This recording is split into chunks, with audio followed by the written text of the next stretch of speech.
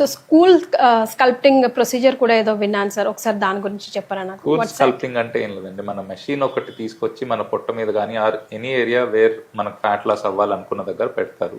ఆ పార్ట్ లోపలికి మెషిన్ లోపలికి వెళ్ళేసి కొంచెం పుల్లిన్ అయ్యి దాని చుట్టూతా అంటే ఎసెన్షియల్లీ కోల్డ్ టెంపరేచర్ వల్ల కొంచెం ఫ్యాట్ ష్రింకేజ్ వస్తుందని ఒక థియరీ అది.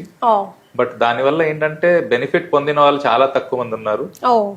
దానివల్ల ప్రాబ్లమ్స్ అవును, అంటే దీనివల్ల ఇంకోటి ఉంటుంది, పారాడాక్సిల్ అడిపోజ్ హైపర్ప్లేషియా అని పిహెచ్ అంటాం. సో ఇమ్మీడియట్ గా ఫ్యాట్ కొంచెం ష్రింక్ అవుతుంది కానీ కొంచెం రీబౌండ్ గ్రోత్ ఉంటుంది మళ్ళీ.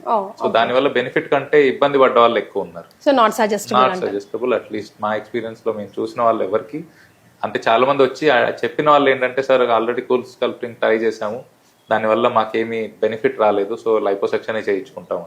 So most of the people మా దగ్గరకు వచ్చిన వాళ్ళు ఇలానే చెప్పారు. సో కూల్ స్కల్ప్టింగ్ అంత ఎఫెక్టివ్ కాదు.